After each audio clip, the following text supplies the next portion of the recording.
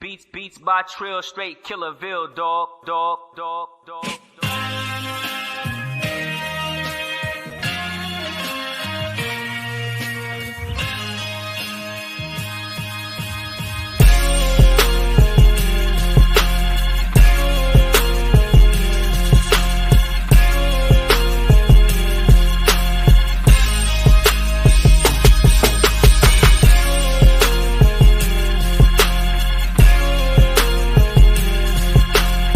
Yo.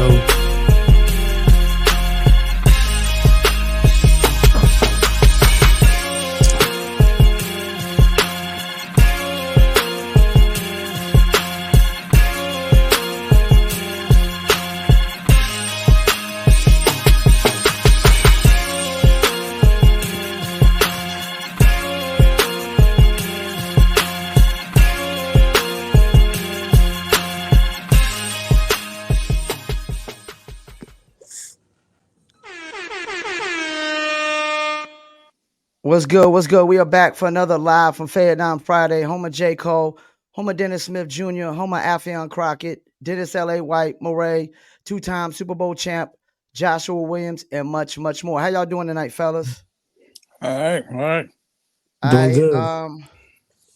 I don't see REKS just yet. We're gonna probably just chop it up for a little bit. What's new with y'all? Shit with me, man. Same old thing, man. About to start juicing next week. I need to drop 15 pounds. I need to get back to 219. I'm at 233 right now. Trying to get my health back right. Yep. You know what I'm saying? Got to get it all. Yeah. Yeah, I'm gonna do a week, man. You know what I'm saying? I'm gonna do a week with crazy. just juicing and salad. You know what I mean? I'm gonna try it for a week. I can do it though. You know what I mean? I can go without meat. So so I'm gonna try that for this week and see what happens and shit. Let me know how it goes. You know what I'm saying? There was a lot of doubt. There was a lot of doubt in that comment, cuz. I need to get trying to get my health thing, back on. Now, I just need to get at 219, I'm good. You know what I mean? I'm tall, so anything under 219, I'm looking like lanky. So, like 219 was my best weight. You know what I'm saying? Like I said, I'm at 233 right now, living good, eating good, and all that type of stuff. I need to get back right. Yeah. What about you, Mr. J? You gonna juice? I don't know about juicing. I don't know. I don't know about still looking at some different things. I gotta go talk to my nutritionist and see what kind of plan they can get for me. I got folks in my family with diabetes, so I got to keep my eye on it. But other than that, man, shout out to BTS. Just got some footage done with them and their interview for the documentary. So we got a couple more people on deck, and hopefully I'll hear from a couple more people we can get on the show as well. So I just been out here just trying to wind up this documentary, trying to start up this soundtrack and try to get my pen to working again so I can try to get some other stuff done. So all right, we about to get into it though. We got our guest just popped up. Okay. Special guest tonight, originally from Lawrence, Massachusetts. This cat's worked with DJ Premier, Static Selector, Buck Wild, Apollo Brown, High Tech, Alchemist, Evidence, Styles P, Little Fame. I could probably be here all night listing the artists he's worked with. He dropped a new album. It's called I'm Not Your Negro. It's him and Carlito the Kid, if I'm not mistaken. Features Sky Zoo, Sadat X, Wise Intelligent, Terminology. Let's bring him on, the one and only REKS. Peace and love. How y'all doing? Good? I'm doing all right. Peace. I sound all right for y'all? On the big screen here. Trying to get you on the big screen, but you ain't going. All right, we're going to go with this one. How you doing tonight, man? Good. I'm blessed. Appreciate y'all taking the time with me. We appreciate you coming on, man. Definitely when you hit me up, I was like, REKS, REKS. I was like, oh, man, I know this cat. This cat been spitting rhymes for years, man. Word. So Word. You've been in the game since you've been in the game since like 2001, right? Yeah, 2001. I actually dropped my first vinyl release in 2000. Yeah, so long time, just about 25 years in the mix. It goes so fast, like light work. So I'm gonna start with a couple questions here. I was listening to the album, and you got this song I really loved, man. Was my favorite. The Colorless Skies joint. Oh, word. Now at the beginning of it, you had the video. You had I don't know who that was. He said something like, "The only way you live is knowing you're gonna die. If you're afraid to die, then no man will live." Who was that was saying that at the beginning of that? So in the beginning, is our beloved elder in spirit, James Baldwin, and James Okay. Baldwin actually is the reason behind the whole concept of the record itself. I am not your Negro.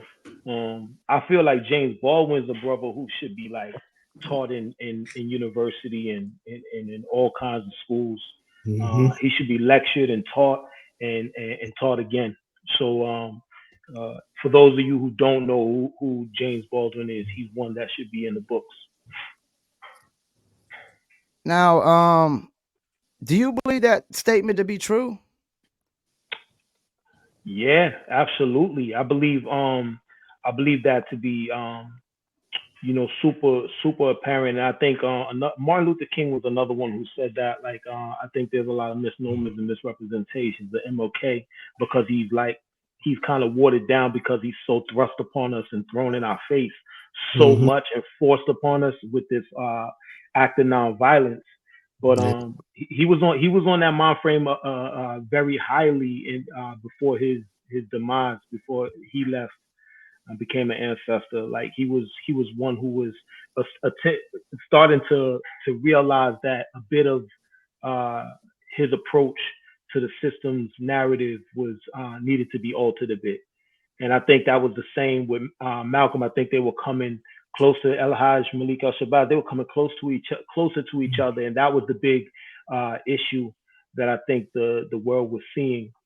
We saw a lot of that in what happened with Fred Hampton as well. Like Fred Hampton had a mind frame at a very young age that was so elevated in knowing how to bring people together. He was a mastermind at organization, and because of that, I think like you want to take out the individuals who start to like figure it out.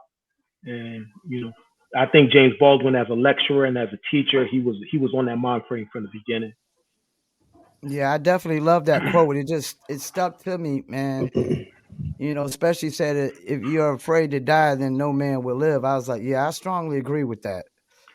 I gotta I believe ask, Yeah. what is it like to work with Premier? you took my question. I mean, come on, like that's the goal. I mean, that's the standard. Yeah, that's the That's the standard. gold standard. Like I think many can be considered the gold standard. We could go back and forth about it, like with many incredible artists. But like Primo, to me, he was the standard.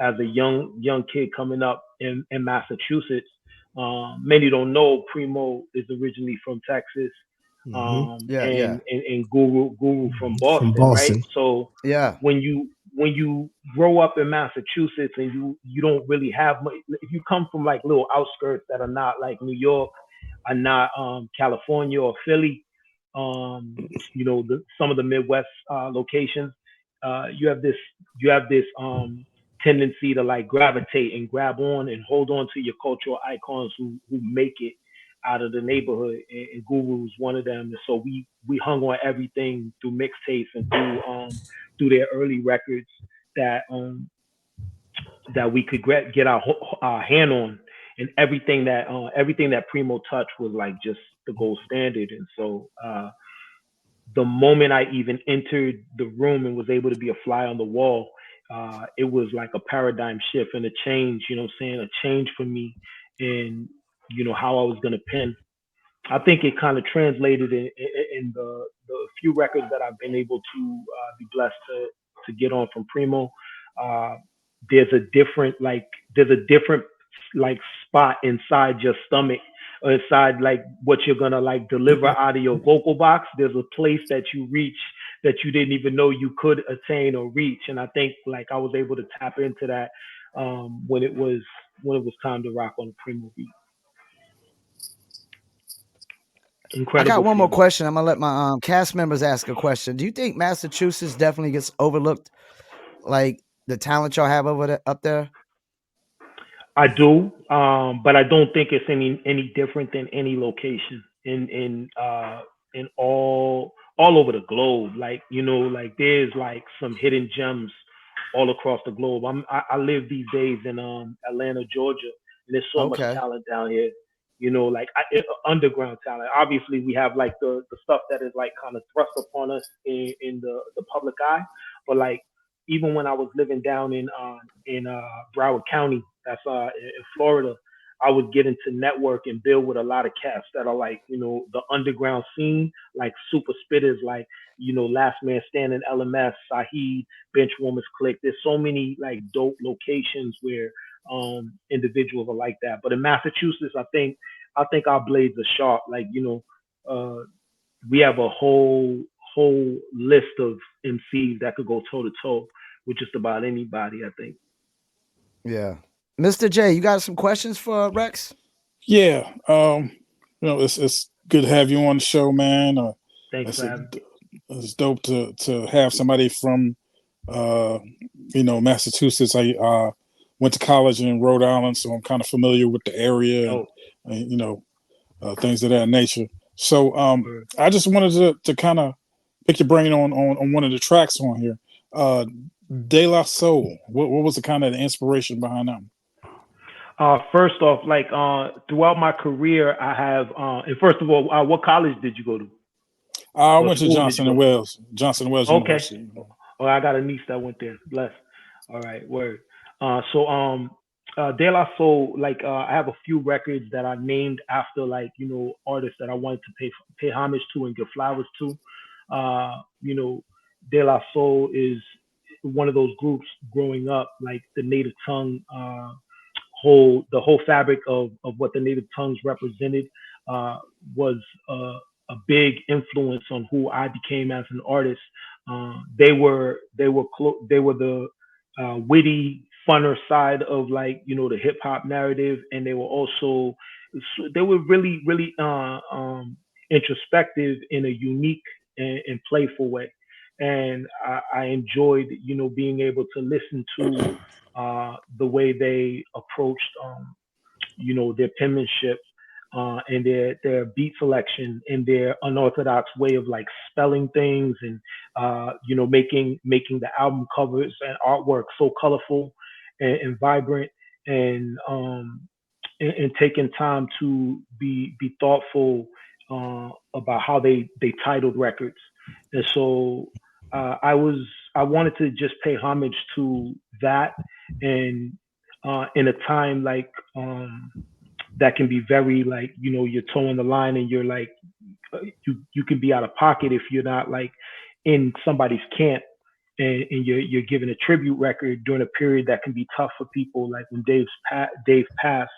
um you know, you got to be careful jumping into that. But like my objective is pure from day one, and I just hope that that's translating to the people out there. And I believe it did, because when we made the video for it, Pasta News actually posted it on his page, which was a big salute. That's dope. That's dope. Um, Yeah, yeah, because I've seen them when they came to Cat's Cradle down here in North Carolina in the Chapel Hill area, and I have a picture of my brother and myself and Plug too. So yeah, dope, this is dope. dope. Um, as far as like your catalog, it seems like, you know, you put out constant material. It's barely like a year between like different releases. How do you stay so like focused in creating material and consistent? Um, I think you know, having a pulse on growing into my spirituality and disconnecting from my ego self, and being more in line with, you know, topic. I've always been about topical matter, coming up in a very difficult neighborhood to grow up in. Um, there was always things in my neighborhood to talk about or get involved in that could have like, drew me in. But I was also a very avid reader, and I had this thirst to like learn about who I am. And for the longest period of time, I had a difficulty finding knowledge of self. Uh, I was blockaded by all the different partitions and divides within my neighborhood that kind of like drew me in. Uh, chasing females, drinking, all the vices that like are natural tendencies of all people in all walks of life. That so a lot of that drew me in and was a distraction, but it was still able to like help me pen the kind of music that I was penning. I think I've been able to remain consistent in my transition period as well, because kind of like what Pac used to say is like, no matter what emotion, whatever feeling, whatever things going on, find a moment, a second to like kind of pin about it. So that's all like all personality traits, all feelings that evolve for us, sadness, happiness, pain, all those things can be interwoven into a moment to write. And I'm truly a writer by nature, so it's imperative that I write at all times. All right, we're gonna see if my man Trillanoyx Trax got a couple questions for you. I know I stole one of his questions, the premiere one. Sorry No, I about mean, that, no, Trill. I mean, I'm about to expound on that question though. But first of all, I want to ask. I mean, are you 5% or Muslim? I'm actually Kemetic spiritualist. So You said the Kemetic? belief, yeah. So my belief system is not far from what Clarence 13 was expounded upon like the 5%ers and the nations of the gods and the earth is not much different. I do study math. I do study science and sacred geometry in many ways. But I think it's closer, like I said, to the Netas and studying the Shitat Neta, which is the the hidden mysteries of the gods and the goddesses. So everything that I do on my day-to-day walk, like every time like I wake up anew, I'm waking up and I'm mastering and working with elements. I'm mastering and working with mind, body, and soul healing, and conscious of what I put in body, what I put in mind, and what I put into my or surround my spirit with, I should say. So not very different. And I think a lot of times we get lost in this concept of, belief systems and what spirituality means, like what we can take from all these different belief systems. Uh, I study them all and I learn from them all and I appreciate them all. I honor Shango, like the Orisha and and Oya, and the belief systems of Western Africa, but I also can appreciate what I can take from the Quran, which I read, the Bhagavad Gita, in many Eastern philosophies as well. Word. You just you just made me feel like a sinner. But anyway. Nah, beloved. No, beloved. Nah, beloved. That's like no. Let's overstand. Let's overstand something. Yeah. Let's understand something though, for real, because we're all reflections, right? Like we are reflections. I would be a mess. I would be in the wrong if I were to look at you as not my reflection, right? No matter what you're doing, no matter where you are in your space and time, there's not a point where I can look at you and say, you're a sinner, I'm a sinner, I'm doing good, you're doing good. Like I think all of that is that divide, that duality nonsense that like a lot of us get lost in. Yeah. We all wake up the same. We all utilize the elements. We all utilize certain things, and we have highs and we have lows. So I mean, even if you're making it as a joke a little bit, I think it's important for me to say to you that, because I look at you as my beloved brother, my reflection. So I think we have to acknowledge that even in that joking moment when you disappear from this conversation, we're no longer talking here. Like we need to make sure that that's apparent. that I don't look at you that way. Yeah, word. Yeah, that's true. I mean, I wasn't making a joke, but and I mean Yeah, that goes back to like the songs I listen to. That's why I had to ask that, even though that wasn't one of my questions I asked you what your faith was or what your your walk was. But now I see it, what I'm saying, by listening to you talk right now versus just listening to your songs, like doing my homework on songs or whatever. Because we know we got you coming on, so I'm listening to more and more songs. You know what I mean? So now I see, that you actually believe, what I'm saying, like you're actually practicing what you're preaching in songs. Absolutely. But then, what I'm saying, but then I want to expound on a comment you made earlier about De La Soul. And what you said was, I remember back in the day, we used to read the inserts and stuff like that. And I used to look at how they spell they song titles out and stuff like that too. I mean, it's interesting that you said that, and that hit me right there. Cause like, like the one song, like, It's So Easy, like, look at how they spelled it. Exactly. You know what I mean? Like, I mean, they was always super creative to me. And but now I want to get on, even though Paul stole my question, were you in the studio with Premier when you did that song? So let me tell you, the first time I recorded the record, I wasn't, right? Well, I'm gonna tell you a story. Some people know this, some people don't. But this was in my lower vibration state where I was like, okay, I'm gonna get on a Primo record. I'm gonna really get known right now. What I'm gonna do is I'm gonna diss a bunch of records. I'm gonna diss a bunch of rappers. I mean, I'm gonna find me all the rappers that's popping at this moment, and I'm gonna just go at them. I did this record. I had all their names on the record, right? Primo wasn't it. Like I said, I didn't record it with Primo. I recorded with Static. So we had the record. We're about to go. Primo was on his way to a tour in, I believe, Europe or something like that, and I was back home in Massachusetts. I get this call like super late, like 12:30, 1 a.m. I get a call. Just come back to the house for a drink or whatever. I'm laid up on my homie's like couch or whatever. It's Primo, and he's like, "Yo, fam, like you gonna have to go in the studio and change this record." And I'm like, "Why? What's up? What's up?" He's like, "Yo, you ain't earned these stripes. You can't be going at these heads." Like, you know what I'm saying? There were certain individuals I was going on that he had personal relationships with. Yeah. Looking back, I look back at it and I'm like, I get it. But back then I was like, I'm a change it because it's Primo and it's this or it's nothing. But I was really trying to like break in. So that was a good lesson at that time. And so the next time I went in the studio, I said all to say I was in the studio with Primo the next time. Well, he was on watchful eye to make sure the right lines got said. It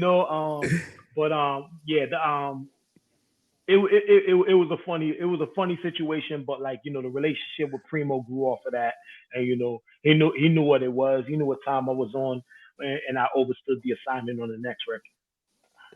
So you tried to do the 50 Cent on the Primo record, basically. Oh yeah, basically. The How to Rob It industry cat. Yeah, I was.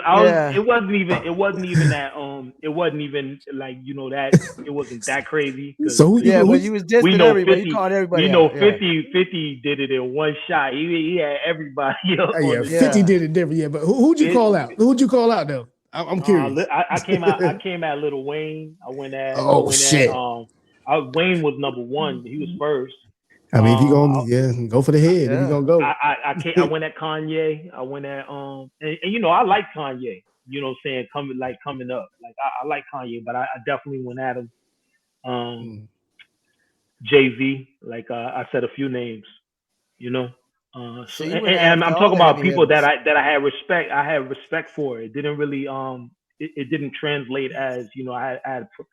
It didn't translate right because I was it didn't come off. It didn't come off. Yeah, it came off as just probably hate and not more and arrogance, more than anything, ego and arrogance. Like I mean, but 50 did the same thing though. I mean, 50. I mean, if you ain't mad at 50, yeah, but I mean, but my energy. See, like again, knowledge of self is key because not only I think the way Primo said it, as I didn't earn that stripes, but I didn't earn those stripes. But honestly, I wasn't being self.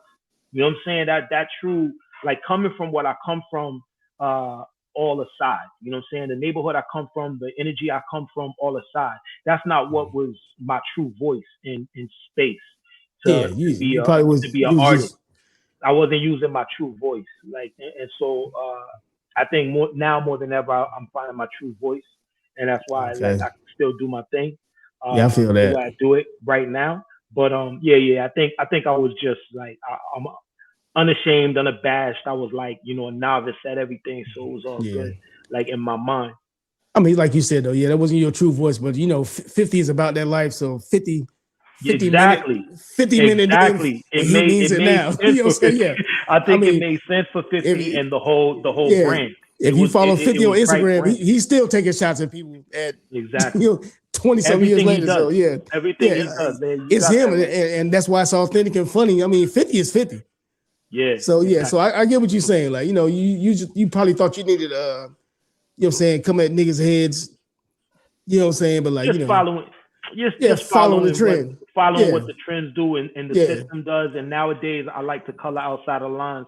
yeah, That's why I'm doing what I'm doing, is dropping so much influx of music when everybody else is saying, you know, you need to do the singles and follow the DSPs a certain way. I don't even do all yeah. that. Like, I'm not doing it Nah, like one that's single. I'm flooding it. I'm the problem now. flooding it. Everybody's following, you know what I'm saying? That's why music sound the same now. But Hmm. you know what I mean? I couldn't imagine you doing that from the music I listen to. I mean, I haven't listened to everything. I ain't gonna front, you know what I'm saying? But like It's the all good. 20 and 30s, I mean, I couldn't imagine you coming at somebody, you know what I'm saying? Like coming off with one of those tracks like that. So it's a good Yeah. thing. Yeah, good thing Premier shut that down. Yeah. No, it's absolutely a good thing. Yeah. And I can have joy. I can have joy in being who I truly am. You know. I mean, and I could still be a dartsmith without even having to, like, you know, come at that, Yeah. approach it in that level. You know, there's many dartsmiths, like, you know, like a Common, who don't have to be there, even though, like, you know, if I gotta have the clip set aside, and, you know what I'm saying, you know, Common has something to say to Cube, that don't get it twisted. I'm from the shot. Yeah, Like, he from the like, shop. this is who I am at the end of the day. But, like, yo, I don't got, like, I can create the narrative in peace, and Yeah, in that's the peace. Yeah, true he nature did. of who I am. Like, who I am is, I should be coming in peace, because that's truly And who I am. that's a beef that does not have been recognized either. The Common and Q beef. Whew, You know what man, I mean? Because that was a because you know tough what I'm one. saying, like that's like who's the most gangster, so-called gangster rapper today, coming at J. Cole or something like that. You know what I mean? You know, J. Cole's about peace, so you put J. Cole as Common. I mean, that would be like, how would that work today? Right, Like, right, you right. know what I Like, mean? But you know, whoever was it? nobody thought Common would snap back, and he came back. And I to can It tell me, you was that how it work. worked. to me, his was better than Q's. I hate to say it. I can tell you how it worked. The gangster rapper get crushed by J. Cole. Game over. And we don't want to talk about that. I mean, I ain't That's heard the how it Kendrick worked. thing that's going on We'll right get now, but into that. We'll get into that I was later. getting ready to say yeah. I mean, that was I the haven't other heard it one. yet. Yeah. I haven't heard it. My timeline been flooded today with that. I haven't heard it yet. You know what I'm saying? I've been at work, but you know what I'm saying? I'm gonna check it out later. But other than that, I mean, you know what I mean? Like I said, I'll probably listen to between yesterday and today, you know what I mean? And plus we've been reviewing your songs. I didn't even know it. You know what I'm Yeah, saying? 3 weeks straight. 3 weeks straight. Yeah. When Paul was like, we got Rex on the show. I was like, wasn't he on the show? You know what I'm saying? But we've been, you know what I'm saying, reviewing your songs Doing the every week. reviews, right? So now you know it's authentic. So, you know what I mean? But I mean, all I can say is, man, I mean, I loved it. You know what I mean? I'm an old head, I'm a boom bap dude. So Word. I'm feeling everything that you do. So I it appreciate might be biased if Paul keep playing one of your songs on Saturday. I will say this. I think you guys got a unique you guys got a unique show, a unique approach, and something that's missing with the art form. And anything I can do to support it, I'm going to. Quite honestly, my wife and I, we sat in and we watched the show, like, for the first time, and we loved the way it was. We were able to hear some new artists. Like, we saw you Oh, reviewing yeah. a bunch of artists, and we thought that was really dope. So we do appreciate it, and definitely say thank you and keep going with it. Yeah, Well, thank you, man. Keep doing what you're doing. You know what I mean? absolutely. I need more stuff like that to put in my playlist. You already know. Yeah. I don't know if y'all know, but like, you know, I dropped one today. On YouTube? Now I dropped a whole project today. I mean, I don't mess with all the streaming. I'm just letting you know, like I dropped a whole brand new one. So like I'm gonna send that through for y'all to like take a listen to. Okay, Yeah. A whole new one. Like you know, 8 new songs. Yeah. So, and you just dropped another one a week ago, right? That's right. I am not your Negro dropped last week. I dropped another one. Okay. I dropped another one today. And I'm dropping another one next week. Wow. Okay. That's what's up. Yeah, Paul just sent me that. Paul sent me that I'm Not a Negro the other day, like while I was at work. And I was like, let me check this out. Yeah. I mean, that's dope. You know what I mean? For real. I'm gonna shoot the video with the joint with Sky Zoo. We're gonna shoot a video for that. Sky's down here in Georgia too, so we're gonna shoot that video where we got a bunch of shows coming up together. You know, I got some like cool stuff like coming out. You know, I definitely want to do, you know, more of the stuff where I'm working with artists like Evidence and Alchemist and individuals like that. But I also enjoy like doing records with cats that people don't really know, like Carlito the Kid on this record. He has incredible beats, deserves some shine. He's out in Montreal, Quebec.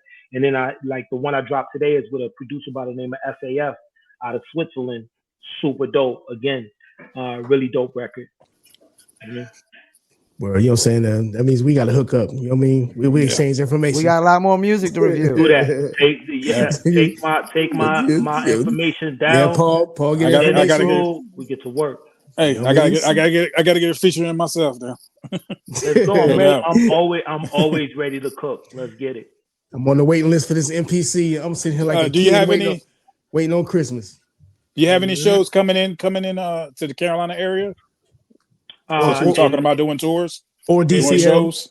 In North Carolina, I'm gonna be in North Carolina, I believe the 18th with Sky Zoo. I believe on the 18th of April. That's a show that's I believe you know, still the kinks being worked out, but I believe I'm there.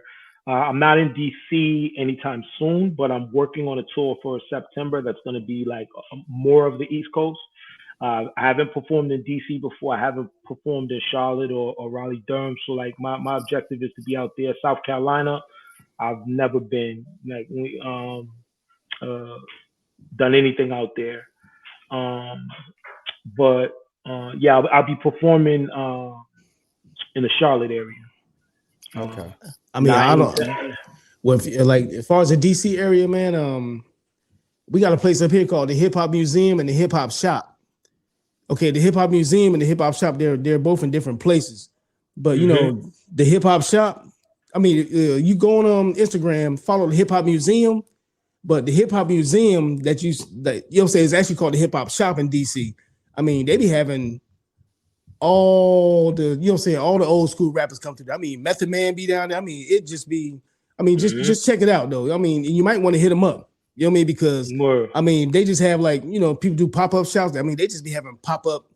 It's nothing planned or nothing. Like you have to be down there and have to come there that one day. And it just might be, you know what I mean? It might be the RZA. It might be, you know what I'm saying? It might be KRS-One or anything like, I mean, you know, so check out the Hip Hop Museum on Facebook. I'm gonna write that down actually. Yeah, the Hip Hop Museum. Go out there. Yeah, Hip Hop Museum on Instagram. Check them out. Word. I'm gonna be on that. I mean, I went down there, you know what I'm saying? I met the owners and all that. They real cool. You know what I mean? I got some footage of it on my Facebook and my Instagram, but you know, it's really cool, man. I mean, it's in DC. I mean, it's the truth in there. So you might want to check them out. You know what I mean? I'm definitely working on you know, getting to the show stuff. I'm gonna be back in Europe in May, and then like I said, in the end of the summer, going into the fall, that's when I'm gonna do more state stuff. We're working on Africa right now, and a Canada run. So the East Coast for sure. It's been a while since I've been on the West Coast. I gotta definitely go do that again. But the objective is definitely to hit the road. Yeah. One more question. I don't want to hold you up, but it's love. You know what I'm saying? As far as the Europe thing, you know what I'm saying? I grew up in Germany. So, I mean, Sprichst du Deutsch? No sprechen Sie Deutsch. Nah. Okay. You know what I'm saying? A little bit. You know what I mean? But nah. but you know what I'm saying? Like growing up over there, you know what I mean? Like, and one thing I know about Europe is, and I want you to tell the rest of the world, you know, I mean, we ain't worldwide, but you know, tell the rest of the world. But you know what I'm saying? But like, explain to people. I mean, I'll be having conversations with people. Explain to them how much hip hop means to them, which should make us ashamed of being the originators of hip hop in the United States and how they receive it over there. Like, cause you know, I mean, you got like Lords of the Underground for one. You know what I'm saying? That's the only ones I know sort of personally. Man, they be touring all the time over there. They literally just got back. My homies John Jiggs and Rock Wells was just out there with Lords of the Underground this past week, and they were doing sold out shows. Yeah. You know what I'm saying? I mean, over here, they couldn't sell out a Burger King. That's a shame to me. They could though. You know, it's a shame to me though. It's a shame to me. You're absolutely right. You're not wrong. It's crazy, and I think there's been a shift though a little bit in today's Europe. There's a lot of places that are becoming a lot like the U.S., and the U.S. is responsible for this toxic environment that occurs. Absolutely responsible for it because we get so we normalize, throwing away and not giving flowers to those who came before us in hip hop. And it's an unfortunate thing because it's only in hip hop. It's only in hip hop where you discard and you are disrespectful to those who came before you. When put a time limit on them. In other genres, they revere and these young ones, they like out there rocking like Bruce Springsteen t-shirts, and they're rocking like Rolling Stones t-shirts, and Metallica, they give super homage to like the ones who came before. I think a bit of that respect for the elder statesmen is coming back. It's coming to hip hop, and I think it's more so because it was an infant, very aggressive, very battle driven culture, which is like it's embedded in the neighborhood, it's embedded in the culture and fabric of the street. So in the streets we did the dozens, we grew up normalizing going at one another rather than loving one another and respecting one another in a way that we can appreciate the elder statesmen. Like in our culture, it's supposed to be that when somebody becomes an elder, like you revere them, and you're like, this person is where we're gonna get that jewelry, where we're gonna get the gems from. So in Europe, in many ways, they like the respect for a Rakim, the respect for Bahamadia, the respect for Lords of the Underground and individuals like that is so different. Yeah. So, yeah. Word. You know what I'm saying? Well, I just got a text from the executive producer saying, we still got topics. I'm calling you out. You know what I mean? I keep it like this for the whole hour or whatever, you know what I mean? But we still got topics, You know what I'm saying? But yeah, I mean, your information, send it to Paul, have Paul send me your information, you know what I mean? So for sure. Yeah. You know what I'm saying? Man, we have a project come out soon. Yeah. Anybody want to shout out before we go though? First and foremost, my queen, she leads, I follow. Like, I gotta shout out my queen for like holding me down. And like a lot of us need to remember and respect and learn to follow the leadership of the ones that hold us down in a manner, and they play the forefront even when they in the back, even when they're at the side, whatever. Like my wife, she holds me down. She's my hype man, literally on stage. She's my hype man. She did a bunch of my newer videos. Go check those out. She did a bunch of those. Queen _philosophical on Instagram. She's chefing up for us right now. Not to say that's what she does, but I chef up as well. We do that for one another. So I gotta shout her out. I gotta shout out my children because I'm appreciative of everything that they represent and all they're doing. My young queen, my two young kings, doing their thing, and to everybody in my village, my inner circle, like who I consider allies, not just friends, but like those individuals who have stood by me through my transitional period and finding self. I'm thankful to everybody who has liked, shared, commented, told somebody about what I'm doing right now, the transition that I'm on. And I want to thank y'all for taking the time with me. We appreciate it. We're gonna continue telling people about REKS, man. No doubt. Well, like I said, man, you know what I'm saying? I was a fan before tonight, but now, you know what I'm saying? You got a lifelong fan right now. You know what I'm saying? Yo, Hey. appreciative, beloved. Let's build.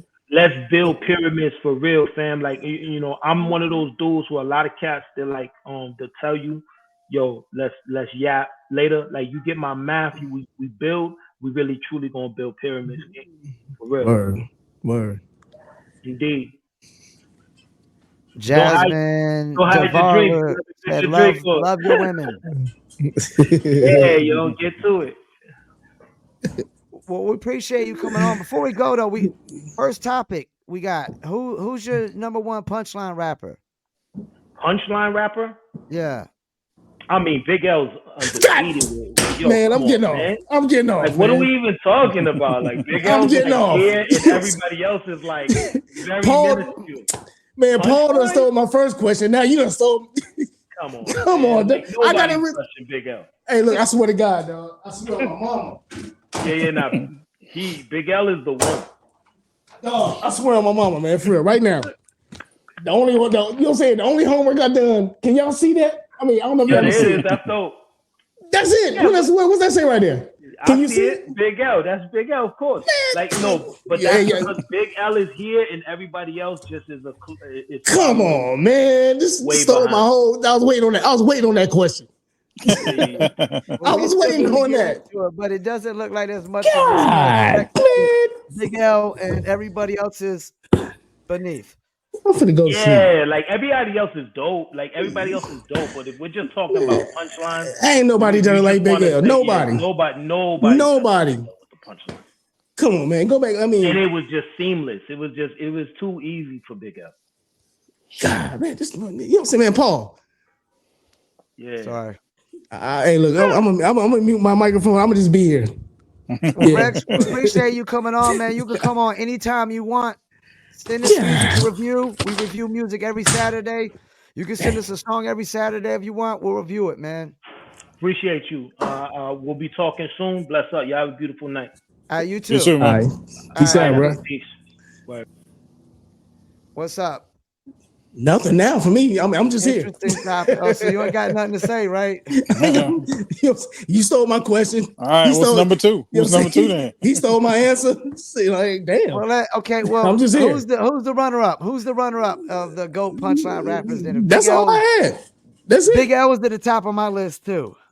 Ain't no runner-up. I had five names on the list. Man, I only had one. Big L.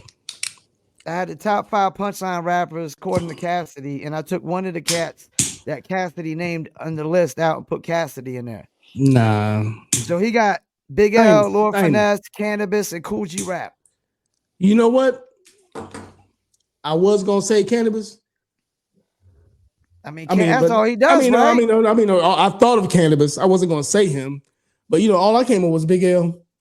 But I did think of Cannabis though. That's all he does is punchlines, really. And that's why, who you have, Jay? You had Big L? Punchlines that didn't make no sense, though. Well, I didn't put Big L on the list because I figured he was in a category by itself. Okay. You know what I'm saying? Definitely, it's kind of one of those things, like when people talk about, the greatest of all time, Big and Pac, you know what I'm saying? They're both in a category by itself when you're talking about certain things. So I had Lloyd Banks, Cassidy. Oh, good. Yeah, that was a good one. Lloyd Banks. Chino XL. Who's on the list? Chino XL. Ludacris. And Cool G Rap. Okay. That's a good list. But Lloyd Banks tops that list, even though Lloyd Banks, to me, got his style from Fabulous. You know what I mean? I'm surprised we didn't bring up Fabulous. Shame on us. You know what I'm saying? Well, what your boy said the other week? Yeah. Stranger the Great said 90s cannabis metaphors was ridiculous. Shame on us. Hey, matter of Lord fact, Finesse inspires whole punchline style. He said Lord Finesse inspires L's whole punchline style. Matter of fact, I use Lord Finesse. People didn't say that. Big L was like the baby Lord Finesse. I mean, he from DI. I mean, come on. I mean, he learned from him. So, I mean, what you mean? Who else he gonna get it from? I mean, you can't fault him for taking over that style. I mean, he perfected it though. You know what I mean? No diss of Lord Finesse, but you know what I mean? We always gotta talk about who came before and where he might have got it from. Yeah. We gotta talk about it, but you know what I mean? When somebody does it better and perfects it and takes it to the next level, you know what I mean? You can't diss them for, you know what I'm saying? You can't just come out later and be like, oh, you got that from them. You know what I mean? Especially when he was from DITC, so you can't say, oh, you stole that from him or whatever. But you know, I can see if like another MC that wasn't with DITC started, you know what I'm saying, trying to expound on that type of style. That's a different thing. But you know, Lord Finesse say he ain't stole it, then it doesn't matter what anybody else says. Exactly. Yeah. I mean, nobody says nothing bad about Big L. No, that's taboo in hip hop. I mean, nothing bad to say. I mean, yeah, there ain't nothing bad to say, but if you do, you know what I'm saying, like it's taboo. So we don't got nothing else to say about the GOAT punchline rapper, Big L. And we got to throw Fabulous in there. We got to throw Fabulous because to me, everybody else is just like to me, Lloyd Banks. Right? To me, Lloyd Banks is Fabulous reincarnated though. You know I just wish his voice was clearer. Fabulous got no punchlines. I just wish Lloyd Banks' voice was clearer. Yeah, you know what I'm saying? That his only downfall was his voice and his charisma. It was hard to say he even had charisma because his whole style is almost too laid back. That was his problem. Like his albums were just too laid back. Like he was just too. And I mean, there's nothing wrong with that, but you know, at that time in hip hop, that laid back shit was just not. You know what I'm saying? Yeah, you had to have more energy. You know what I'm saying? Like, you know what I'm saying? At that time, I mean, he was spitting some bars. You know what I mean? And he had punchlines for days, but that cadence was not, you know what I'm saying? That cadence was like passe. You know what I'm saying? By the time he came out, especially coming from G Unit. You know what I mean? Come on, dog. I mean, even Tony Yayo had some charisma. You know what I'm saying? He won't say a fucking thing, but you know what I'm saying? Like, you know what I'm saying? But Yayo just had more energy. Yeah. I think his album did better than his. Yayo did have more energy. Well, Lloyd Banks did better on the sales, but Tony Yayo went gold. I mean, the production was pretty dope on Tony Yayo's album. Yeah, I mean, yeah. Beat picking. You got 50 picking all your beats, probably. And probably. Yeah, everybody know Yayo is 50's bitch. All right, before we get into the last three topics, we're going to get to a quick chip food Dizzle break. Tropical drink.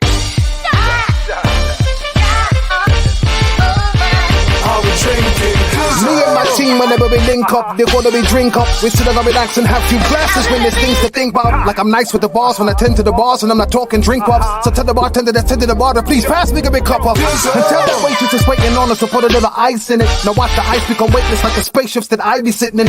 No wait and listen, no they're waiting for that tropical twist that'll take your taste buds. Now taste some. Now I insist it's the Dizzle.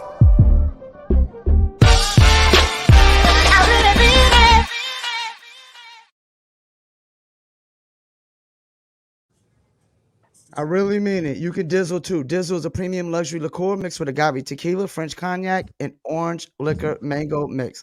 Throw your Dizzle on ice, and it's nice. If you want to order your very own bottle or bottles of Dizzle brand premium luxury liqueur, go to dizzlebrand.com and be on the lookout for the new Dizzle brand cans we got coming with 4 new recipes.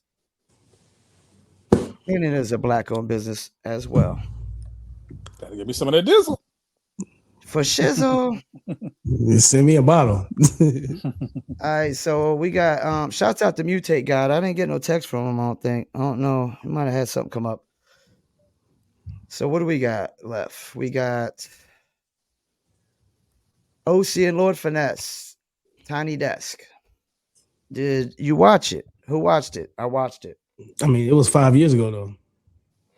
Is it old? Yeah, it's old. That shit was 5 years ago. Ain't it?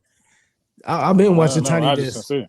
I'm right down the street from Tiny Desk. You know what I mean? The thing about Tiny Desk is you can go there. You know what I'm saying? You can do a tour, and they always have a show, but you don't know who's going to be there, so you can luck up and be there for the right one. You know what I mean? Like I keep telling myself, I said I'm gonna just go there every weekend and just hopefully I'll luck up. You know what I'm saying? And get the right show with the right person I want to see. Wait, so You know what that I mean? one is 5 years old? Yeah, that's 5 years Mr. old. J, Yeah, I thought this was a new topic. man. I thought it was new. I thought it was new video. Nah, Justin Timberlake is the newest one, and that was dope. That was like 7 days ago. I didn't catch something. Yeah. That Lord Finesse one. That was 5 years ago. That shit was dope though. Yeah. Oh, it was still dope. I mean, yeah, it was still dope. When they did that song One Day, it was still dope though. I'm an OC fan. You know what I'm saying? Like he's in my playlist. Like, so I mean, yeah, I'm an OC fan. It was dope though. Speaking of which, Scarface at the Ritz is going to be there doing his Tiny Desk tour. You know what I'm saying? At the Ritz, April. They're doing tours 13th. now. That? Well, he did. I mean, he did. I mean, because that right there was phenomenal. I mean, the best one. You know what I mean? Yeah. I mean, so he need to stick with that.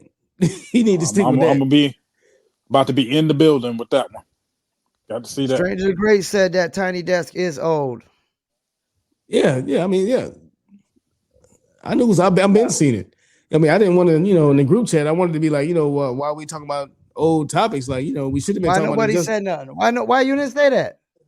I mean, I thought you was trying to keep it. I didn't know. Like hip hop. I mean, I'd rather talk about the Justin Timberlake one. No, it's all good. We keep it at hip hop, so we can talk about. We just talked about the GOAT rap. We just talked about the punchline rappers. So. I mean, but that Justin Timberlake one was dope, and it's new. It's only like I like 7. the vibe of them shits, anyways, man. I think they're all dope. I mean, man, the best one to me is I hate to say it, my favorite Tiny Desk is damn, what's his name? What's that black dude? What's that dude? You know what I'm saying? He went on. He went on. Well, yeah. That really helps. What's that black dude? That really helps. Sound kind of racist, huh? You know what I'm saying? How tall is he? How short is he? What is his height? Showing my Republican side. What song did he sing? All black people are tall. let me keep it racist. But anyway, what's his name? Tyler the Creator. Go back and watch that one. Oh, really? All right, got to check that one out. And Mac Miller, his was dope.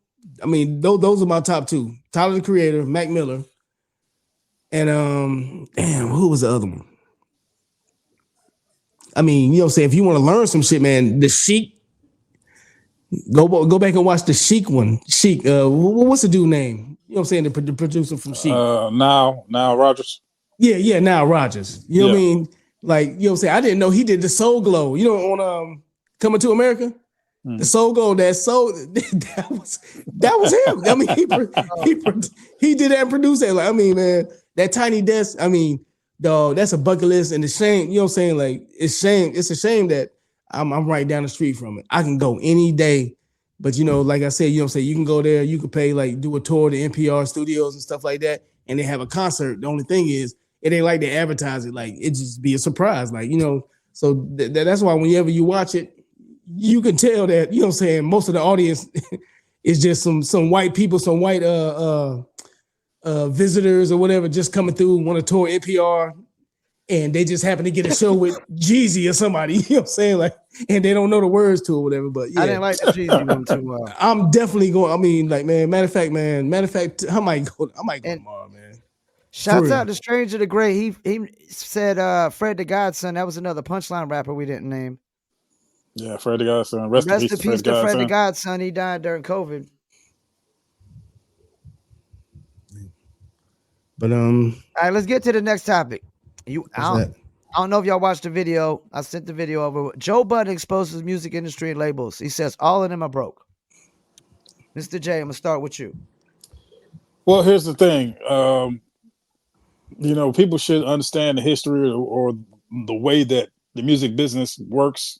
It's probably the only business that operates the majority of the time in the red. When people get in advance, that's a loan. They got to get that money back. So the only time that the labels get paid is on those sales. That's why they started the 360 deal. So they wanted to be able to have their hands in everything. So they got all the dollars back, not just in recoupment from, sales of an album. The only other business that operates a majority time in the red, but at least they have a larger time in the black, is movies. But they still have they have a summer blockbuster season where they recoup a major part of that money that they put out back. But labels can't depend on that. They don't have a summer blockbuster season when it comes to what albums are coming out. Yeah. You know what I'm saying? They don't have a summer a winter blockbuster season, or whatever. So they've been operating that way forever, and they've been taking away from artists and trying to juice artists since they started. The situation's never been, artist friendly. Yeah. I don't claim to know a lot about none of that stuff, but what I do know is I don't think the record labels are broke. You know what I'm saying? Nobody wants to give you their fucking money though. So, you know what I mean? They not broke. You know what I mean? Like they done made so much money off the past, like you said, with 360 deals and like, shoot, I want to, you know what I'm saying? Like they get a piece off of everything you do. I mean, it wasn't like that. Like, everybody knew. The one thing I do know is that everybody made money off shows. Like, you know what I'm saying? The shows was your really only guaranteed money and your ASCAP, you know what I'm saying, BMI and you know what I mean, and stuff like that. But now when they came out of that 360 deal, they want a piece of everything from a t-shirt you sell to a feature you do. You know what I mean? Your show money too. Like, so Advertising dollars. Everything. Like, that's crazy. And then how much more you want? Then they went to the streaming shit where they really raping people with streaming. So I don't know. Like I said, I'm not well versed or educated on that, but from what I see, well, what Joe Buttons was saying is they're not making money off of the music like they used to, and I agree with this. Now, because we talk, no, hold on. Paying out is peanuts. It's paying out peanuts, dude. But are you saying that he said the music companies ain't making money, or the artists? The artists ain't making money. Major label artists. Yeah. The artists are not making money. Yeah, of course I can believe it. That's the truth. Who's making money off streaming? He's saying they're only making their money off of other things outside of music. And the way them 360 deals is going, what you got to do? Like, the two raw. I don't know what you got to do outside of music when they, you know what I'm saying? Most of the time they own the likeness to your name. And that's why you see people like 50 Cent. He can't call himself just 50 Cent as a, you know what I'm saying? He has to put Curtis 50 Cent Jackson. You know what I'm saying? Like they be owning the rights to your fucking name. You know what I mean? It goes deep. You know what I mean? So, I'm trying to figure out what are they doing outside of music to make some money. Drake ain't acting. Sponsorships, things of that nature. Yeah, advertising money. Music placement inside of movies. Monetization of the social media accounts. But you said inside of movies. Even with inside of movies, that breakdown is real small. You got to break down. You got to break down the label. Yeah, with some movie actors that get paid $50 million up front, though. You got a cat like Rock getting $50 million up front. I know, but no. $50 million up front. Yeah, I'm saying he's talking about like song placements in movies. He was talking about comparing it to the movie, saying that they got so much money invested into the movie that they don't recoup it till after it drops. You know what I'm saying? And they start seeing ticket sales back. And my thing is, this is the same way. You invest,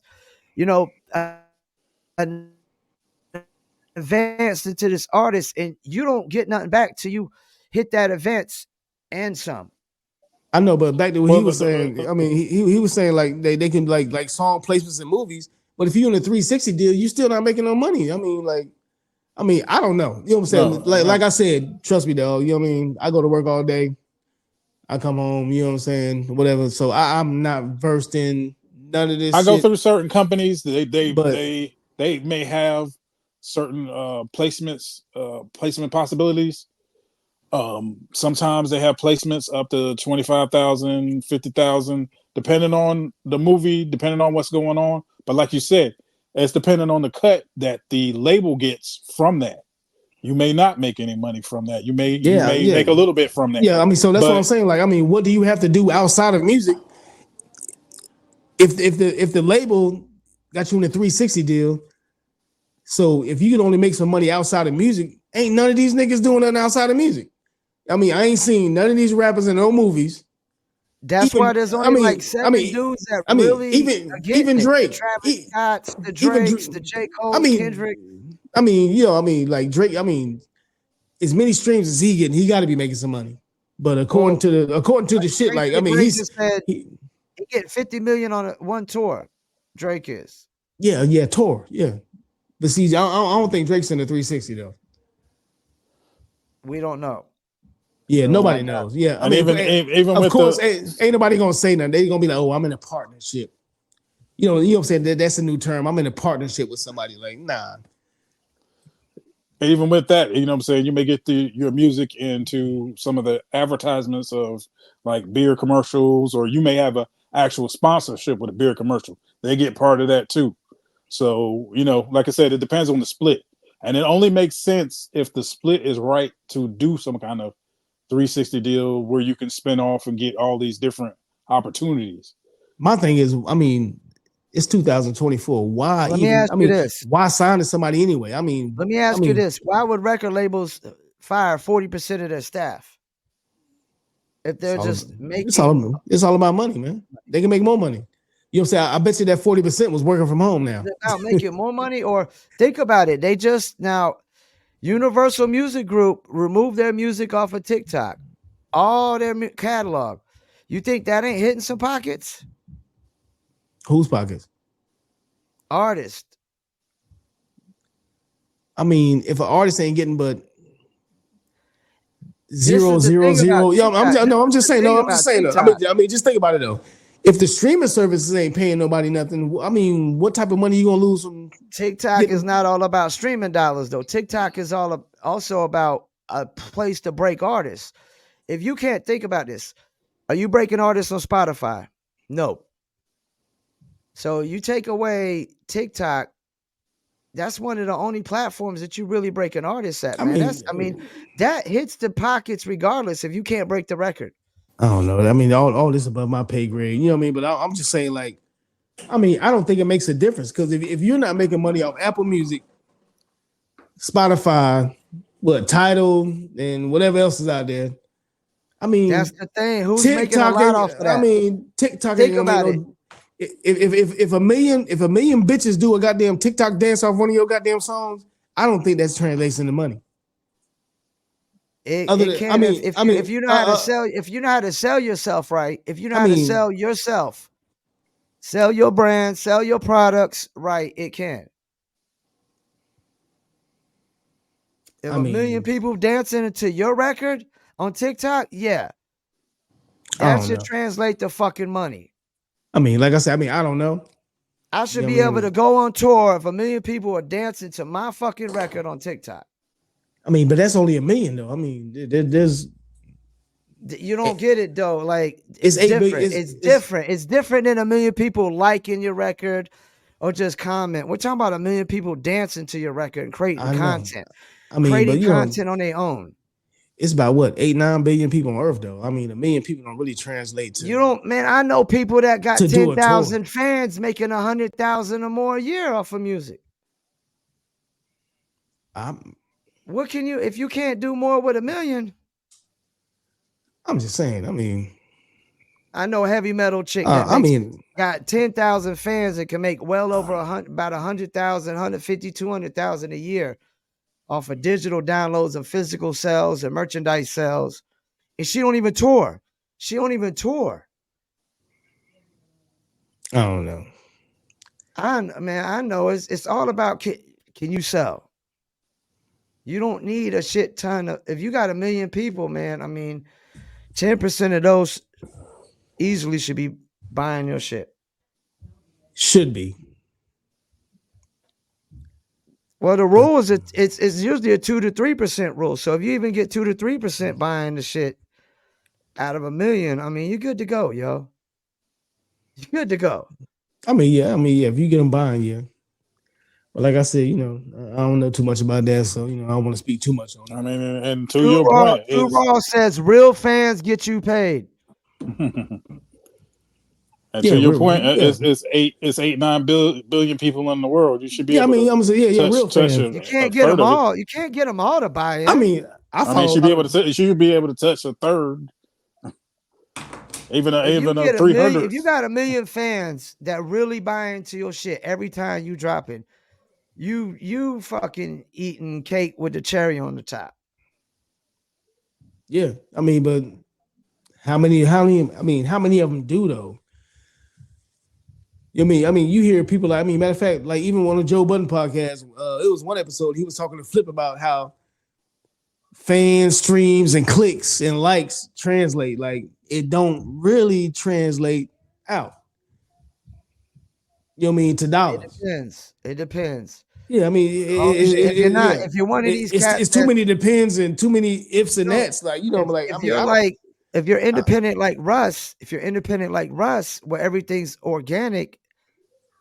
I mean, all like icing on the cake, cherry on the top every time you eat. But these we're talking about mainstream artists right now, major label artists, and half of their shit is fake. That's what fucked it up. If we're talking about mainstream, blame that on the label. You can blame that on the label. Yeah. So that's when the touring dollars be down, the merchandise dollars be down, everything. The dollars don't translate because half of your streams be fake. Yeah. I don't know. Like I said, all this is above my pay grade. I don't pay attention to half that type of shit. None of our pay grades. Yeah, but I just don't understand it. I don't. To me, it don't. None of it makes no sense. Like you can't make me understand it. Like come on. How is a stream like? We've all seen articles where they talk about such got like 5 million streams and only got like what? $4,000? Like, come on, dog. It makes perfect sense. They're paying out. Nah, that don't make no sense, dog. That don't make no sense. That don't make no sense.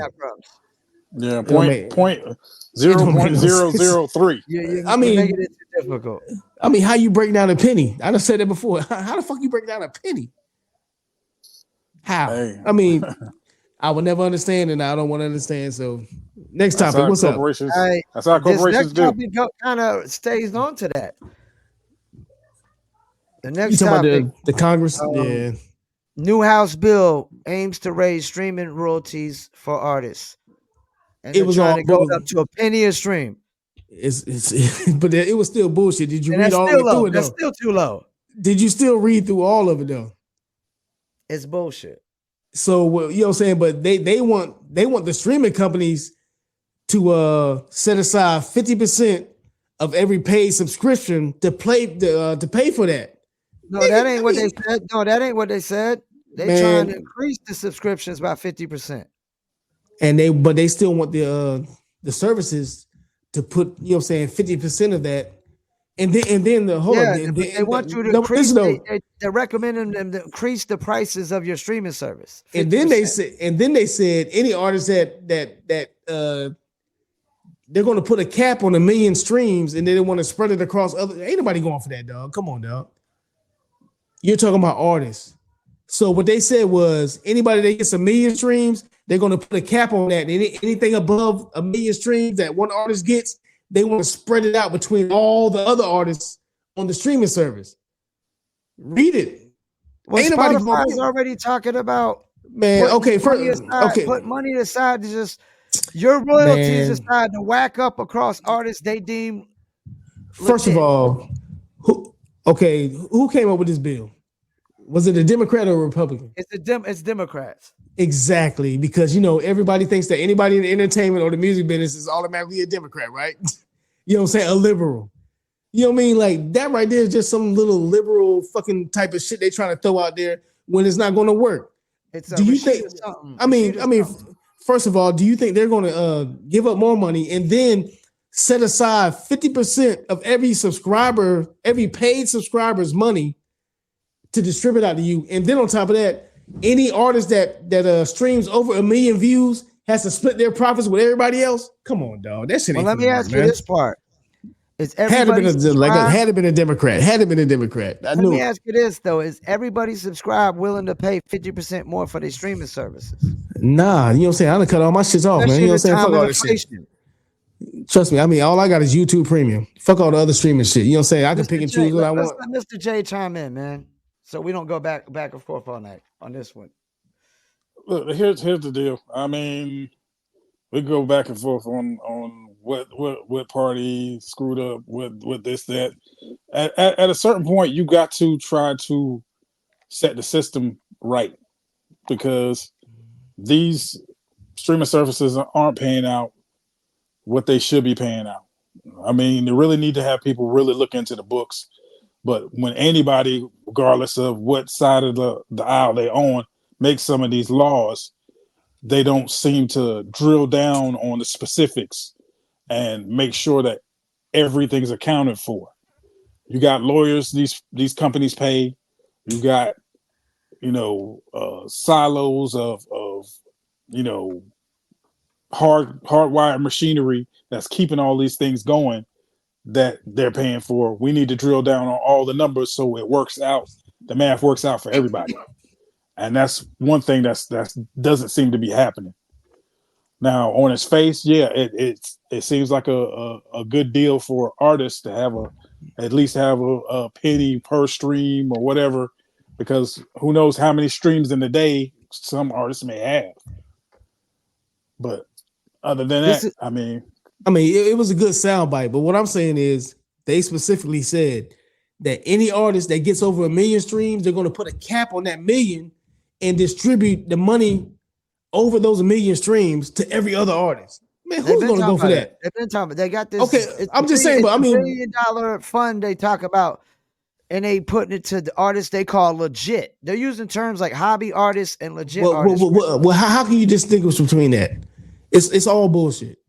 It is, because anybody first of all, offended by hobby artists. I don't care who it is. The wackest offended by that. First of all, I'm just saying. First of all, artists are already complaining that we're not getting paid for streams, and then you're going to tell me if I cap at 1 million, I got to pay the next nigga that ain't getting 1 million?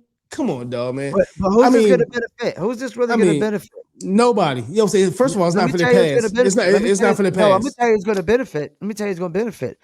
All those people that bought those catalogs. Guess what? What's about to happen to their money if they pass through this bill? What's going to happen to it? It's going to double. It's going to double.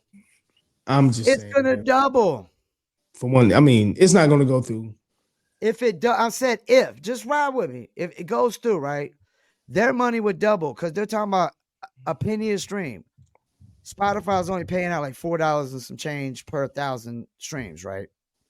So if it goes to a penny, how much would that be?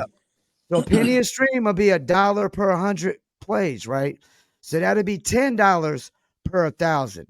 So that doubles and another 200% increase. So they'll double their money and another 200% increase on top of that for the people that own the catalogs, that they bought all those old school catalogs like Elton John's catalog and whatever. Their money's going to instantly double. Of course, yeah. But then think about it. Spotify, who's not making money in all this? They make money, but they don't make a profit as a business. Spotify. The CEOs, they living rich, but Spotify's like the WNBA. They're not making no money, man. You sure? And if they got it, I'm sure they're not making no money. I mean, how they not making money when they're not making a profit, man? 66% of their profit goes to 3 major labels. What business can operate off a 33% profit margin? They still paying out Joe Rogan, $500 million, all these other podcasters. I mean, but to me, like, if you can throw a nigga out the independent artists, if you can throw somebody 500 million, if you can throw somebody 500 million, definitely it's not hurting your They're not making, like, the CEOs. So they have to be making money. Business is just getting by, man. I'm telling you. Yeah, like I said, I mean, I don't know enough to speak on none of this. I mean, to me, it just seems Spotify one is sided. not It making a seems profit one like sided. that. So if they start doubling they got to double out their payouts. What's going to happen to the unsigned artists? They getting fucked. Watch. I mean, but back to that bill though. That's why that bill is not going to fly. Because according to that bill, anybody that makes 1 million streams, they cap you out, and anything over your 1 million streams, you got to split it with those that don't have 1 million streams. So either way it goes, it's not fair. I mean, did you read it? Did you see that part? Well, did you expect any bill from that side to be fair? I mean, I'll put it this way: ain't no bill from no side fair. Facts. Yeah, for one, and then to me, you know what I'm saying, that right there was just trying to cater to, you know what I'm saying, like, you know. Yeah, who are they trying to cater to? Who are they trying to cater to? No, I mean, because you already know that. Well, they really were trying to do it for the working artists. I mean, for artists who just. But everybody considers any musician and any movie star or any celebrity to be automatic. No, automatically a liberal, automatically a Democrat. That's why I asked you what party made that bill up, and you said the Democrat. Yeah. Like, you know, I mean, but you know, said that's just some little political shit to try to sway votes for, you know what I'm saying, anybody Democrat.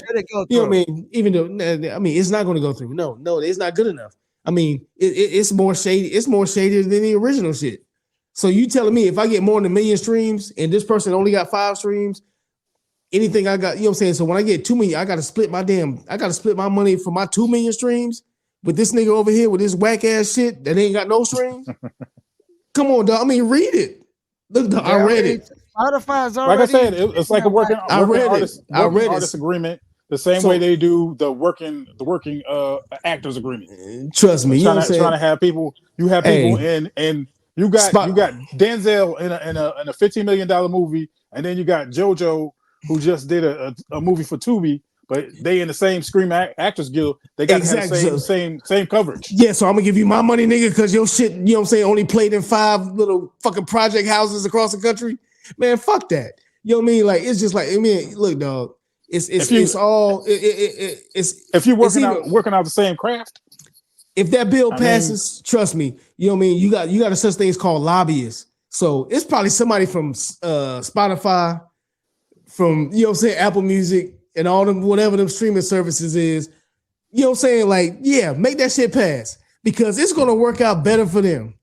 You know what I mean? Trust me. I mean, come on, dog. If I get 2 million views and you got 5, you're not getting a dime of my shit, nigga. Fuck that. It don't make no sense. And that's one of the key points in that. They're going to put a cap. They're going to put a 1 million views or whatever, you know what I'm saying, like cap on your shit. Anything over that, you got to split with everybody else that doesn't have 1 million. Come on, man. That don't make no sense. I mean, that's even worse than not getting paid for the 50 million views. Can I chime in real quick though? I want to be honest about something. If this bill passes, I'm gonna be really watching and nervous. I'm gonna tell you why. I'm a music promoter, right? Y'all, I seen some comments. What my man said. He said he only got YouTube Premium. That's all I got. I got family accounts on all the streaming platforms. So if you're talking about a 50% increase on the streaming platforms, I would have a 50% increase on all my streaming accounts, right? And now I got playlists on all these streaming platforms as well. You know, this could be like something where I could have something that has serious value to bring to the table now because your money's doubled and I could charge more. Or it could be some shit where, man, it could be expensive for me to provide this service. Too expensive. You know what I'm saying? But that's why I said they got to go through it with a fine-tooth comb. But this is what never happens. Because you have people like him who say, you know, I get what you're saying. You got to cap over 1 million. You don't want to pay out everybody. But there are struggling artists with quality material who also need help too. This is what they do for a living. You know what I'm saying? Everybody got to eat. To me, so, you know what I'm saying? So we got to figure out a balance. It may not be 2 million and it may not be whatever else, but everybody got to eat. We got to figure out what that looks like. We just got to figure out what that looks like. And streaming that just probably ain't it, man. I've been said streaming is just it's about to go back to direct to consumer. Yeah. You know what I mean? Just like Kanye said though, you know what I mean? Like So I'm gonna spend all my money in studio time, buying beats or whatever, and all this stuff. You know what I'm saying? Mixing, mastering, and then as soon as I'm finished with my project, I'm gonna just put it on the streaming service. Nobody knows me for free though. And like You I know what I said mean? before, It's it's for free. like, So basically what they're doing is they're trying to make a welfare system for the music business. I mean, that's how it sounds to me. that sounds some like You know what I some mean? liberal shit. So That sounds like some liberal shit. you know what I mean? I'm gonna do all the work. You know what I'm Hey, saying? but You know what I'm everybody saying? But ain't you know, everybody ain't abusing the system. That's I'm some, just that's, saying. some, that's some, Everybody that's ain't. some, Well, I a mean, lot are that's though. A some, lot are though. that's There's a some, lot abusing the system. but you know what I'm saying? Like this right here is like specific. you know what I'm saying? This It's extremes on both sides of the aisle, man, and everybody ain't abusing the system. I mean, Mr. this J, is I real. would We got to figure disagree out. We with got to you. figure out what a balance is. Okay, Mr. so all I'm J, saying. I would disagree with you. I would think that what do you? But the facts 90% are of the the facts. artists, Everybody ain't abusing the system. I would say I'm just saying, 90% but of the artists on streaming are abusing the system. so okay, so what do you think They're Kanye all would have to buying say? bots You'll and say, what do plays. you think? Yeah, what do you think Kanye would have to say that? That's corporate. That's No, corporate. Corporate money Nah, plays. unsigned no, too. Unsigned nah, too and no, independent. It's I all buying understand that, bots. but not at the level corporate is. no. Not at Listen, the what I'm level saying corporate is is, because they've been doing. Unsigned artists are. I'm just saying. So when Kanye dropped his album, he put it on Spotify, Apple Music, and all that shit. If this law passes, that means that Kanye gonna get 1 million streams in 10 seconds as soon as he drops some shit. So you think Kanye finna go for I gotta give all these unknown motherfuckers like you know what I'm saying, like MC JoJo from goddamn Wisconsin. Yeah, Know but what I'm saying? everybody ain't gonna be able to do I that. get that. Everybody ain't I gonna be get able to that. do that. Man, Everybody ain't no, gonna be able to do that. the bill states that anybody that gets 1 million streams, anything over that 1 million streams, you I got to get split that money with everybody else that's on the streaming platform. Everybody ain't Kanye, man. We're talking like most. I'm of just this saying, is but gonna no, I affect mean, the but non-Kanyes, the non-Drakes, the non-J. Cole. it affects all them too. The bill says that anybody that gets over 1 million streams has to split their money with everybody else. That goes for Kanye. Spotify's already doing that. What are you talking? I told you. What are you So talking about? Spotify's doing that. Yes, they got the billion dollar So fund. Spotify the $1 has billion fund where they're so taking. This is. Let me break it down to you. You got to get over 1,001 streams to get monetized on Spotify. Now they said the first 1,000 goes to a pool. Low. The first 1,000 goes to a pool, and they whack that money up with artists that they call legit artists. Legit artists. Everybody else they consider a hobby artist. They don't get nothing. Even Deezer's doing this too. Deezer is calling artists hobby artists and legit artists. So why would anybody put their music on there if you're not signed in? There's people removing their music from Deezer and Spotify just because of that shit. That's crazy. It just, I mean, to me, it's still shady. Like all across the board, like the artist still ain't winning. So I mean, what did they artist say? Still ain't winning. Rule number 10,000 and what? 80? Is that it? Yep. Yeah, the record company people was shady. Yeah. I mean, we all 10,080. So no law can be passed to make it right for anybody. So I mean, it's that's the way corporate business has been run forever. It'll run over the average person. And when all I'm saying, you got to figure out what it's going to look like, man. I'm just saying it's 2024. You know what I'm saying? Like, I don't think you had to go through anybody to get your music to the people. So you can't complain. I mean, to me, you can't complain. If you want to put your shit on Spotify and complain that your shit only getting a 0.00999 point whatever, that's on you. You know what I mean? Because apparently ain't nobody listening to it anyway. So shit, sell your shit direct to consumer. Well, the problem is if you're not getting picked up by editorials, then there's a 99% chance you're paying. Well, you know what I'm saying? Use your money to get your shit out there another way. Because streaming is not doing it. Trust me, streaming is not doing it. Put it on YouTube. I mean, that's where I find all my music. Like I said, I mean, I don't subscribe to no streaming services. I tell my clients to focus on YouTube and TikTok first and foremost. None. YouTube and TikTok. And that's where I find all my music. Like when I be hearing some background music on TikTok, I'll click it, you know what I'm saying, see what it is, and then I search it. I'll find it on YouTube, then I'll save it, add it to my playlist and stuff like that. So And Yeah, other than TikTok that- is the number one platform where people are actually leaving and going to streaming platforms to find the music. And it's kind of funny that that bill that you know what I'm saying, they're trying to like get rid of TikTok. TikTok. That too. You know what I'm saying? It's funny that bill just came up though, but that's a whole nother subject. We don't talk politics here. But I think that might be You know what I'm That's a whole nother side too. That's why I said both sides are trash. It's kind of funny. Republicans doing that, yeah. It's kind of funny though. You know what I mean? Yeah. No. Joe Biden said that if that bill comes across his, too. Yeah, he's behind it. He said he's going to sign it. So that's both of them. It's all money, man. And we don't make them enough money to matter. So it don't they matter. fucking with my money, man, because TikTok marketing is what I try to push a lot. Yeah, you know what I'm saying? As long as they don't start fucking with Pornhub and shit like that, I'm good. They already did in North Carolina. Yeah. Too late. They already did in North Carolina. Yeah. Too late. North Carolina. Y'all Texas, y'all can't sign Oklahoma. on the Pornhub. Y'all can't get on Pornhub. Not unless you show your ID or something. Oh shit, nigga. I feel sorry for y'all. You know what I'm saying? Hey, look. Hey, I don't like. What the fuck? I gotta show my ID to watch some porn and shit. Get the fuck out of here. Y'all can't rub one out on a late night, nigga. Now without showing the ID. That's crazy, man. Oh shit. That is crazy, man. Christopher Porterfield said TikTok's abuse people's data, privacy, and data. I hear you, Christopher, but as a music I don't believe that. Man, I don't believe that. I don't really give a shit. I don't really give a shit. I need my clients to pay TikTok influencers.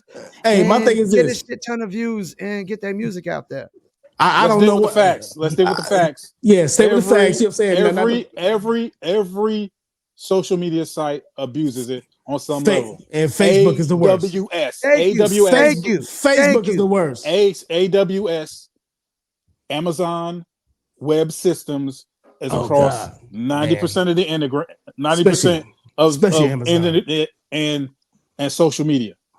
That's their security system. So they should have been, instead of worrying about TikTok, they should be worried about creating privacy laws.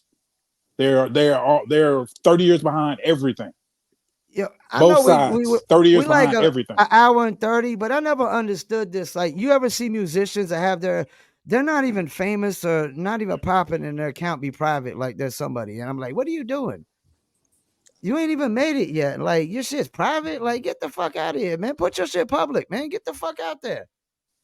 I mean, well, as far as me, you know what I'm saying, choosing who follow you. They got shadow accounts here, there, and everywhere. So they, You know what I'm saying? You got a couple of crazy baby mamas. What is that? Are you talking about that Kevin Durant shit? Like the burner accounts? Yeah.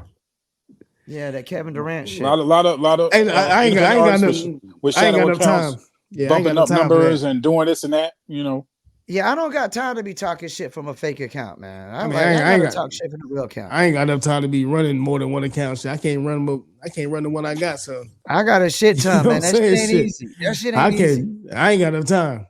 That shit ain't easy. Shit, like I said, I only have enough time to do my homework on the topics for the week. So shit. Yeah. But you know what I mean? Everything is all shady. Baby mama's out of control. Yeah, that's why my shit. You know what I'm saying? Your boy be fucking with these crazy ass bitches. You know what I'm saying? But yeah. But to me, everything's shady. You know what I'm saying? Like the whole system ain't built for us to win. So you know what I'm saying? We can complain or change things. Simple as that. Gotta change things, you know what I'm saying? Gotta change things. Yeah, go direct to consumer, man.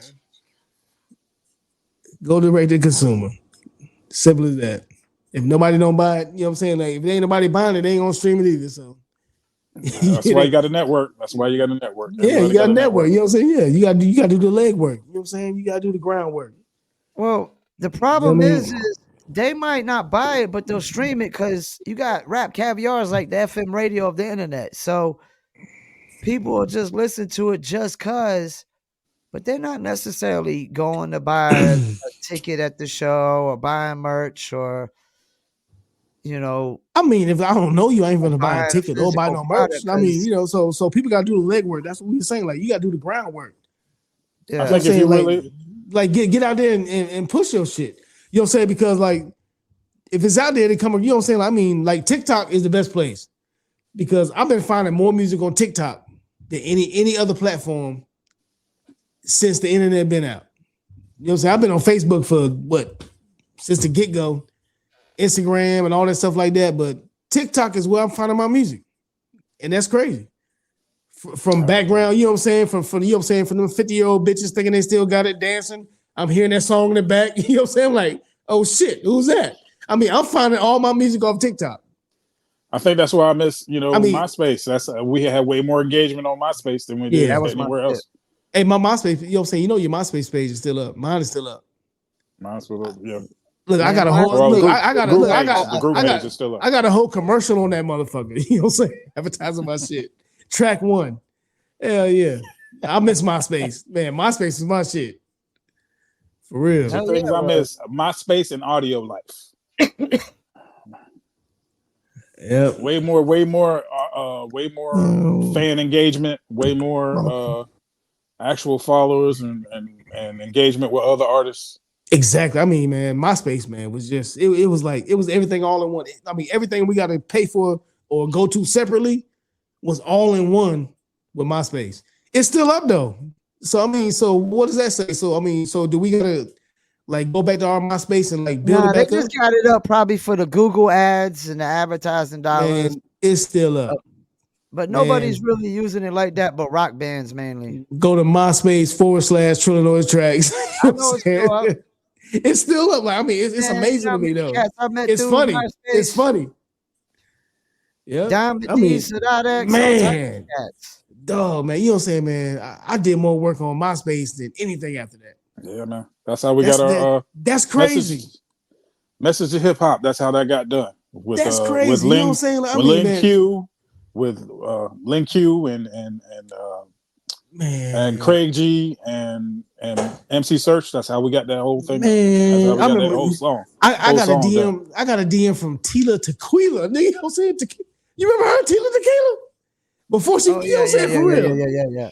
Hey, if I would have known the importance of the internet then, shit. You know what I'm saying? I might not be here right now talking to y'all peasants. You know what I'm saying? For real. I'm dead ass serious. I mean, but man, MySpace, man, I'm trying to tell you, man, they need to bring MySpace back full. They can't bring it back. I mean, man, it's still up though. I mean, why? Well, what you call it? Tried to buy it. Justin Timberlake tried to buy it. So it was just something for artists. But you know, it just this is the thing really with took off. MySpace. When MySpace was out, it was one. It was just there wasn't Twitter and Facebook and all. Now you got to have all this shit. Because if you're trying to get signed to a label, they want to see all that shit. And that's the fucked up part about it, though. You know what I'm saying? And that's why people spread themselves thin and can't get nowhere. You know what I mean? You should only need one. If I'm a musician, I don't need to be on fucking TikTok, you know what I'm saying, to do a fucking goddamn, you know what I'm saying, viral dance or some shit to get on. You gotta try them all out. And the one that works out for you the best, that's the one to probably focus on. Like our TikTok is really, 30 to 50 followers a day. I mean, and I fuck with TikTok. Trust me. I mean, I get up in the morning. End of the month, that's anywhere from like 900 to 1,000, every month. Yeah. So what you saying? That can end up doubling. The more you put out content, So we need to build it up. You know what I'm saying? I need to strip on the. You want me to strip on the show? You know what I'm saying? You know what I'm saying? Hey, I do. Hey, I'll strip. You know what I'm saying? You want to clip it up? On the live for Fayettenam. Want to clip it up? Hey, we can clip it up. On the Trillanoyx. No. You know what I'm saying? I strip. You can clip it up. You know what I'm saying? Get our views up. I'm just saying. I'll do it. Just let me know what I got to do. All right, we about to wrap it up here. Y'all got some shout outs for me? Shout out to myself, Trillanoyx Trax. You know what I'm saying? And shout out to Black Watch. Shout out to who else? You know what I'm saying, man? You know what I'm saying? Let's shout out to some local people. You know what I'm saying? Barry Williams. You know what I'm saying? With the movies. Shout out to B-Dub. You know what I'm saying? I'm gonna be on Tubi tomorrow. You know what I'm saying? Watching them. Shout out to y'all. Shout out to Paul. You know what I mean? Shout out to, I don't know who. No, I'm just trying to Figure somebody shout out. But you know what I'm saying? Like, just to everybody, man. You know what I'm saying, man? Peace, love, and wealth to everybody. You know what I mean? I'm here every Friday and Saturday. You know what I'm saying? I do it because this shit is fun. I ain't got shit else to do either way. But you know what I'm saying? This shit is fun. You know what I mean? If you're gonna do something, stick to it. Continue to do it. And it'll grow. You know what I'm saying? You can't half-ass on nothing. So, you know. My advice to everybody is anything that you're doing, you know what I'm saying, put your all into it and have fun doing it. Like me. Shout out to BTS, Jaleel Cobb, the Hip Hop and Fashion Awards.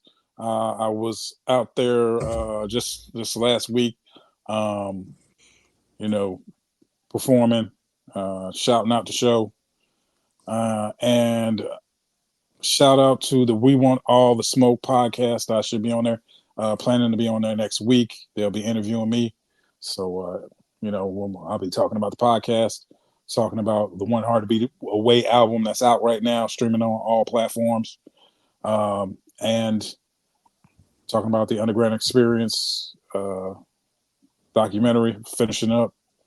Of course, you know, bigging up the Live from Fayettenam podcast. Shout out to everybody. Shout out to all y'all, man. Everybody just keep moving, keep pressing. Hopefully get back in the studio soon. Tuning in, definitely. Christopher Porterfield, Trino, Stranger the Great, Jasmine, Too Raw. Stranger.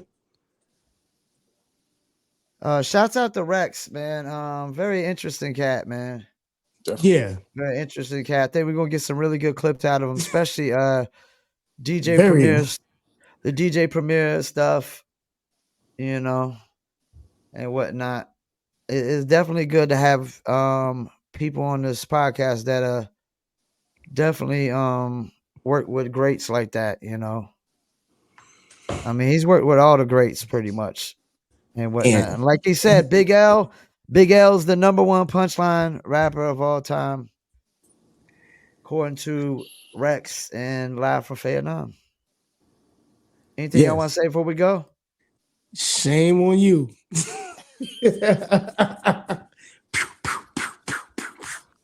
You know me, man. Shame on you if you don't know who that is. Hold on. How do you do it? Shame on you. Anyways, yeah, bye. Peace. All right, we out. Yeah. Beats by Trill, straight Killerville, dog.